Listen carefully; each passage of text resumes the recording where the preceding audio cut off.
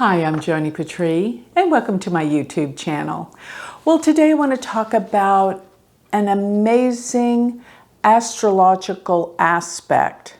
It's actually a configuration that involves 3 planets, and it's called the Yod. And what the Yod is referred to in astrology is the finger of God. And I'm going to explain exactly what a Yod is and why it is so potent. And most of all, that we have planets forming in our heavens this month of July, major powerful Yods. That's why I wanted to bring this to your attention. But before we start, I always like to remind everyone to go to my website and sign up for my free newsletter. And there you will get all of my predictions delivered to your email address. And while you're at my website, check out my spiritual jewelry, which you will see my prayer malas and earrings that remind us of our purpose here on Earth. So go to my website, which is galacticcenter.org. And if you would like to learn Vedic astrology, check out my university website, which is universityofvedicastrology.com. Now, what is a Yod? And actually, if you were to draw a line from one planet to the other 2 planets that are involved, it kind of makes a Y in the chart, a formation of a Y, and that's why it's called a Yod. But the finger of God is because it produces such extreme events. You see, it involves one planet that forms a quincunx to 2 other planets, and the 2 other planets on the other side are actually in what we call a sextile. So let me break that down if you don't know what any of that terminology means. A quincunx is when a planet is either 6 or 8 placements from each other. And on the other side, it will be 6 or 8 placements from each other. And when I say 6 or 8, I'm counting signs like Aries, Taurus, Gemini, Cancer, Leo, Virgo. Virgo to Aries is 6 placements away. And that is a very difficult placement because actually we call it a 6-8 or an 8-6. It really is relative to what those houses mean in astrology. The 6th house is enemies and accidents, whereas the 8th house is known to be death and endings and major change. So you put those together, this can cause major accidents that can kill. It is that severe. I remember when I was looking at the charts of so many people that died in the airplane crash on September 11th, or that were in the high rise that died in these accidents, they all pretty much had these 6-8 quincunx aspects between planets, where one planet, if you count from one to the other, it's either 6, 1, 2, 3, 4, 5, 6, or it can be 8, 1, 2, 3, 4, 5, 6, 7, 8. So that's the spatial relationships between these planets. So here is what I can show you, just so you can get it in your mind's eye what I'm talking about. So right now in the heavens, in the month of July, and I was actually pulling up the chart for July 4th, because that is where there is a pretty perfect Yod going on, where Saturn is 17, 18 degrees Capricorn, and the sun sits at 18 degrees of Gemini on that day. So if you will count from Capricorn, Aquarius, Pisces, Aries, Taurus, Gemini, the sun goes 6 placements from Saturn. And if you were to count to the other planet that is 6 placements away from the sun, you're going to arrive at K2. So if the sun is 18 degrees and K2 is about 16 degrees, 16, 17, 16 degrees of Scorpio. K2 is 16 degrees of Scorpio. count from the sun being 18 degrees of Gemini. So Gemini, Cancer, Leo, Virgo, Libra, Scorpio. So that's 6 placements away. So you see the sun is forming a quincunx to both Saturn and K2.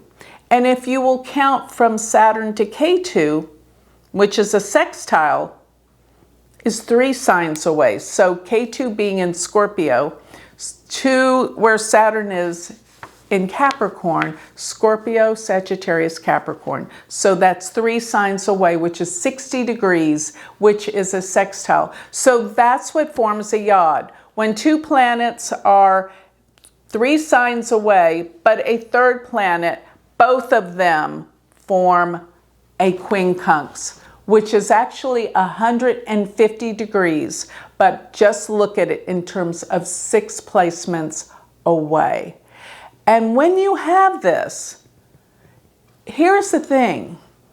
It gives the meanings of the 6, which deals with enemies and accidents, and really it's going to give a quincunx will be an aspect where 1 planet forms 6 placements, because if you look from Saturn to the Sun are 6 placements, but if you count from the Sun all the way back to Saturn, it will be 8 placements. So Saturn's in Capricorn, the Sun's in Gemini.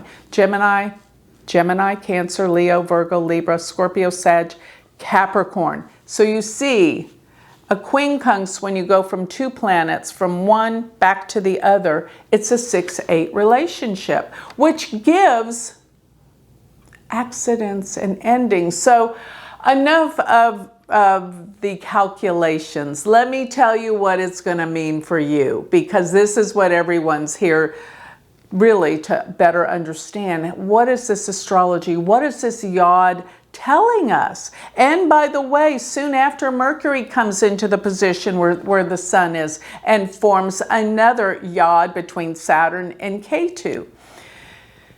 And the Sun is rulership, leadership. It is the presidents around the world. And I think something detrimental is happening to leadership. And it could even mean to a world leader, there could be something very, very difficult to occur. And if this does occur, this will bring about total chaos. Total chaos is going to be going on in the world with this type of aspect. But they also say that this is a fated aspect by the effect that they say it's a finger of God. Do we have any freedom in this event? That's a hard one to say. Some say yes, some say no. But one thing for sure they say that this aspect can cause is an uncomfortable feeling. It's like something that just needs to be fixed, that is out of whack, and this is what's causing an upheaval in some way. So look at this, as we must all of a sudden now consider what the signs are telling us that are in this aspect, and that is Saturn's in Capricorn while the Sun is in Gemini. Gemini's about communications. Gemini's about how we relay something, and it's also about traveling.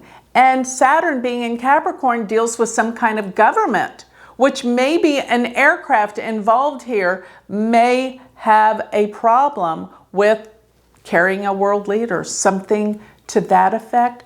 Plus, K2. K2 is the indicator of losses, endings. And being in Scorpio, especially on the fixed star Antares, this makes it even more volatile of what could this yod be telling us, as K2 sits in Scorpio on the star of war. And as Scorpio aspects Mercury, here's another little tidbit I'm going to add.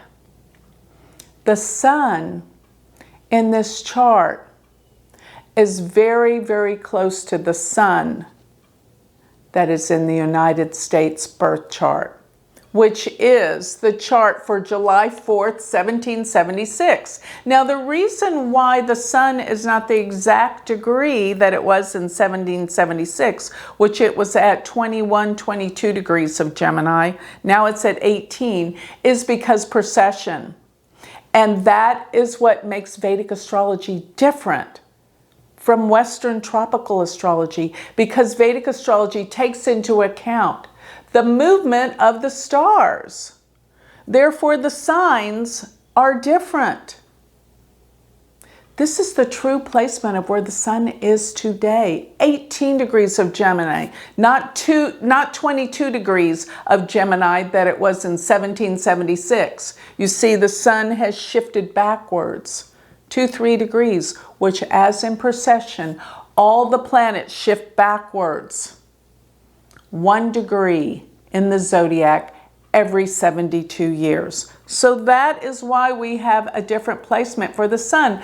But it is still a world leader, and it still represents something that is probably deeply affecting the United States, because the sun is within 3 degrees of this sun's placement.